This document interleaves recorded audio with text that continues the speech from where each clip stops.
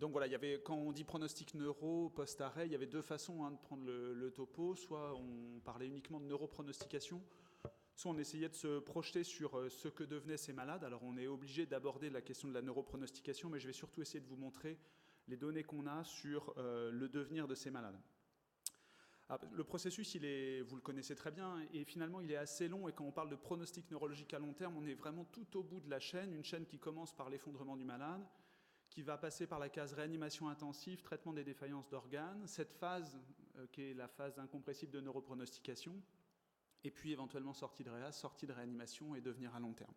Et c'est un élément essentiel parce que finalement, il faut bien qu'on soit d'accord sur ce dont on parle quand on parle de pronostic neurologique. Et cette conception-là, finalement, elle a évolué au cours du temps, puisque quand on regarde, vous voyez, premier papier, Stroke 1978, qu'est-ce que c'est que l'évolution neuro-post-arrêt? C'est quelque chose d'assez grossier. On est 3 ans après la publication du CPC score dans le Lancet.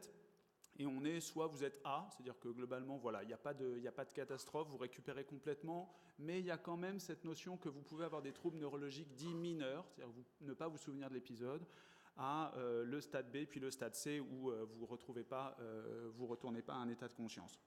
Et puis finalement, les choses ont évolué, on a progressé, et il faut être honnête avec nos collègues neurologues pour dire qu'il y a probablement plusieurs évolutions neurologiques et que ça peut être un peu patchy. On peut ne pas rentrer dans la case A ou la case B, on peut avoir un mix et un overlap sur ces différentes présentations neurologiques, avoir éventuellement les yeux ouverts et pour autant ne pas avoir une conscience parfaite. On va y revenir et ça... On est plutôt maintenant dans un schéma qui est un schéma multi-état, comme diraient les biostatisticiens, où vous passez d'un état de conscience normal, vous vous effondrez, vous êtes victime d'un arrêt cardiaque, et là vous êtes comateux en post-arrêt. C'est pas tout le monde, mais c'est quand même la très grosse majorité de ces malades. Et là, sur l'échelle du temps que vous voyez donc, qui part de gauche à droite, l'évolution d'un petit nombre de malades, ça va être d'évoluer vers la mort cérébrale. Et c'est quelques-uns de nos malades, et notamment les malades qui ont fait l'arrêt cardiaque de cause neurologique. Et puis, à l'issue de cet état comateux, il peut y avoir plusieurs évolutions possibles. Il y a le malade qui va rester en état neurologique végétatif, persistant, puis permanent éventuellement.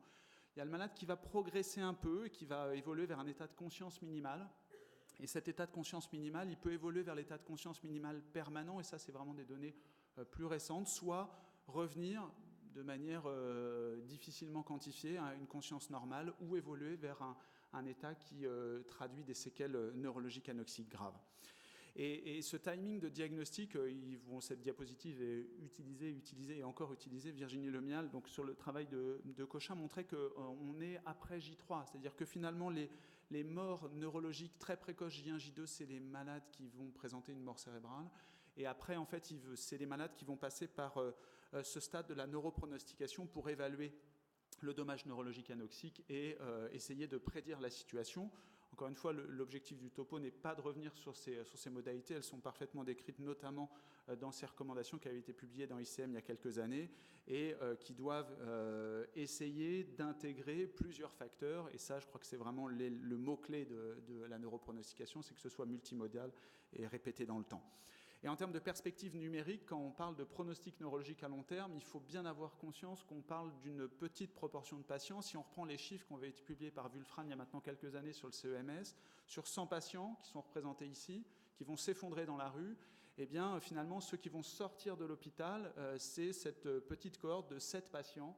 Et c'est ces 7 patients chez qui on va se poser la question du devenir neurologique.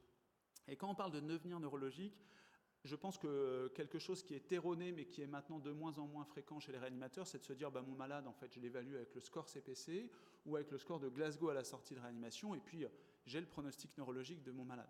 En fait, ce pronostic neurologique, on va le voir, il est absolument multifacette, avec des aspects cognitifs, des aspects bien sûr de fonction primaire, de conscience, d'éveil, mais aussi des aspects relationnels, de communication, bref, en fait, ce qui vous permet de venir au congrès, de discuter avec les gens que vous avez plaisir à retrouver, et puis de pouvoir travailler tous les jours, d'être autonome dans tous les actes de la vie quotidienne. Et cet ensemble-là est indissociable et partie prenante d'une qualité de vie qui est aussi une qualité de vie multifactorielle.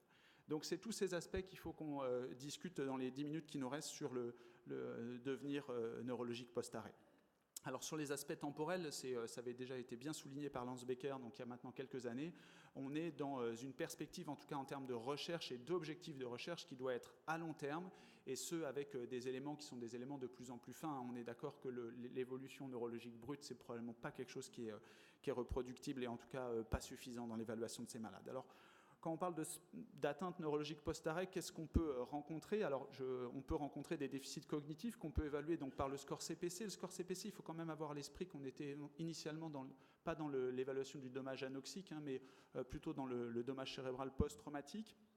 L'élément important, à mon sens en tout cas, c'est de garder à l'esprit que quand un malade est étiqueté CPC1 ou CPC2 à la sortie de réanimation, eh bien ce malade, c'est ce que vous pouvez voir sur cette diapo, il évolue dans le temps. Et ça, je crois que ce processus dynamique, il est vraiment très important à avoir. Et quand on prend le CPC à T0 et le CPC à 6 mois, eh bien les choses évoluent dans le mauvais sens, c'est-à-dire qu'il y a quelques malades à la marge, mais quelques malades qui vont se dégrader au cours du temps, on y reviendra. Et par contre, il y a aussi des malades qui sont CPC2, voire CPC3, et qui vont évoluer favorablement, qui vont progresser dans le temps.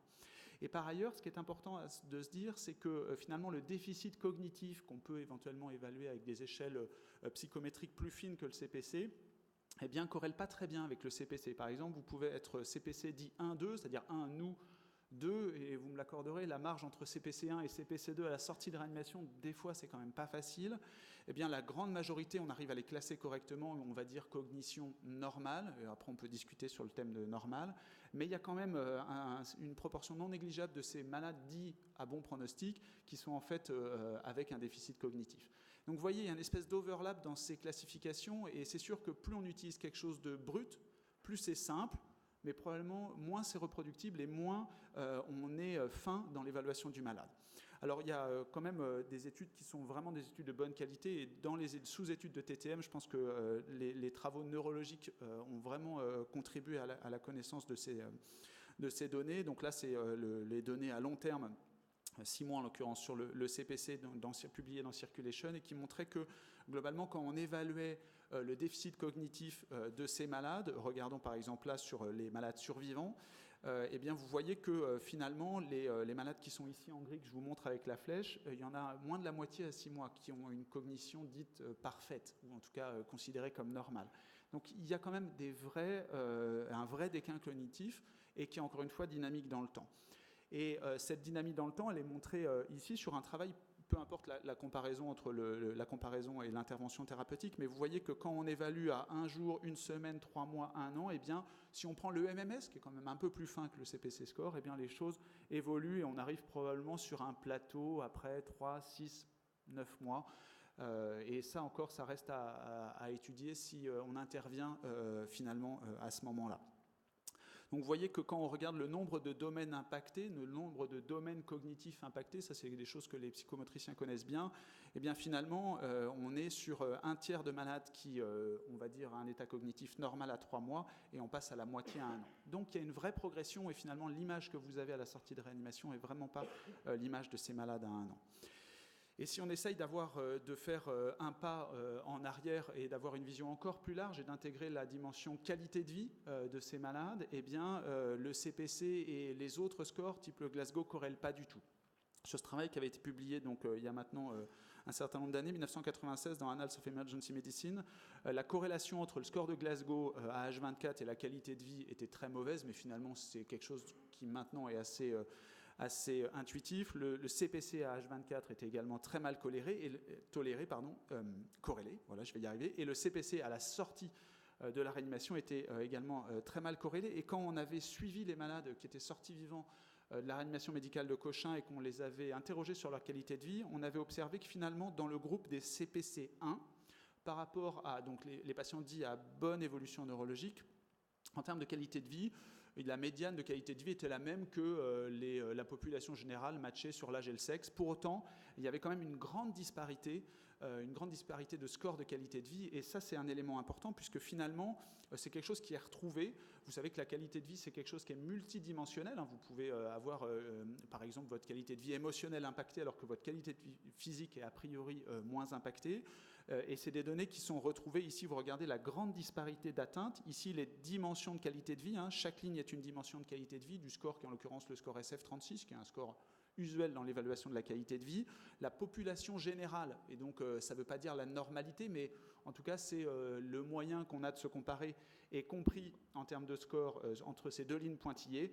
Et vous voyez globalement ici, les dimensions physiques et les dimensions émotionnelles sont les deux dimensions qui sont essentiellement impactées, et ce, avec une grande hétérogénéité de score. Et donc, les facteurs qui sont associés à la qualité de vie à long terme de ces malades, eh bien, on s'est rendu compte que les caractéristiques initiales de l'arrêt sont assez peu importantes, mais que le statut au moment où vous interviewez le malade à long terme est fortement associé, notamment à un retour à une activité professionnelle, une autonomie dans les actes de la vie quotidienne et un meilleur statut neurologique. Et ça, c'est bien quand on regarde les réponses aux questions qu'on pose à ces malades dans le cadre de ces questionnaires, c'est vraiment bien montré. C'est est-ce que vous êtes limité parce que votre retour à l'activité professionnelle que vous aviez auparavant est impacté? La réponse est oui, et dans plus de la moitié des cas. Donc le pronostic neurologique, il intègre également la qualité de vie, mais aussi cette qualité de vie qui fait que vous vous levez tous les matins pour aller travailler, et que vous avez en plus des relations et une vie sociale et toutes les dimensions liées à cette activité professionnelle. En termes de données sur l'activité professionnelle, hein, qui est donc partie prenante de ce pronostic neurologique, vous voyez que globalement, les gens qui font, alors là en l'occurrence c'est les données de TTM publiées dans Circulation donc l'an dernier. Ici vous avez la colonne des arrêts tout venant, ici une comparaison avec des gens qui ont survécu à un infarctus du myocarde, donc sans arrêt cardiaque, et puis ici les malades qui ont survécu à un arrêt cardiaque mais selon le déficit cognitif. Pas de déficit, déficit modéré et déficit sévère. Et vous voyez que globalement, la proportion de malades qui reviennent à une activité professionnelle identique à celle qu'ils avaient avant diminue au fur et à mesure du déclin cognitif. Tout est lié, hein, tout est interconnecté.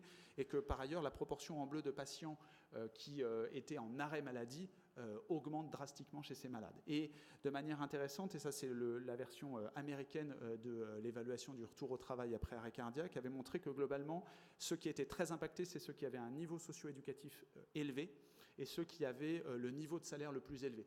Probablement parce que c'est les professions qui étaient les professions dites intellectuelles qui étaient le plus impactées, et ça s'intègre parfaitement dans ce déclin cognitif.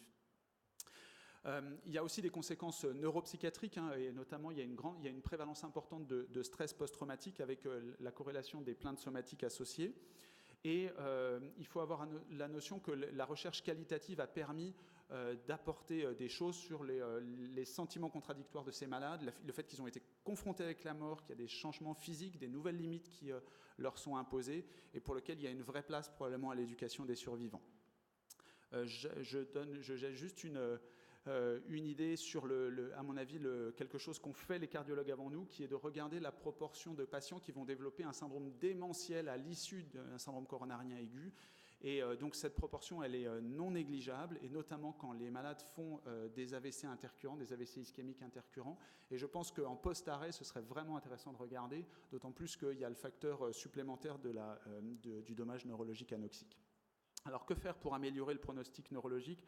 Pour aller rapidement, il y a ce qu'on connaît, c'est-à-dire il faut essayer d'améliorer la chaîne de survie, la réanimation par le témoin, la défibrillation. Les interventions neuroprotectrices, vous le savez, sont décevantes, hein, avec le contrôle ciblé, ça Nicolas en a parlé, je ne vais pas y revenir. Les interventions pharmacologiques qui n'ont pas montré d'effet sur les différentes études publiées récemment. Et je pense que finalement, une des solutions nous est apportée par quelqu'un qui s'appelle Véronique Moulert et qui dit en fait, ces malades qui sortent vivants de l'hôpital, il ne faut surtout pas les lâcher dans la nature. Souvent, ils sont très bien suivis sur le plan cardiologique, mais pas très bien sur le plan rééducation psychomotrice.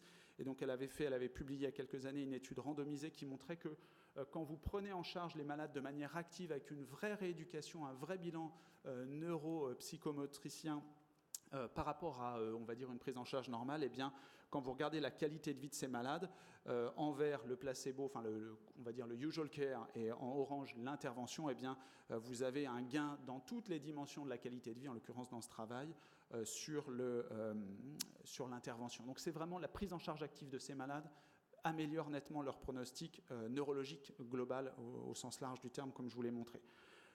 Pour terminer cette présentation, je pense que le message, c'est que le pronostic neurologique post-arrêt, il est multifacette, que la performance neurologique évaluée grossièrement à court terme ne suffit clairement plus, que ce pronostic neurologique il conditionne la réintégration dans la vie sociale, qui doit être pris en considération dans toutes ces dimensions, et que le réanimateur est partie prenante de cette évaluation, et que les interventions de réhabilitation à la sortie de l'hôpital doivent probablement faire partie dans l'avenir du standard de prise en charge. Je vous remercie.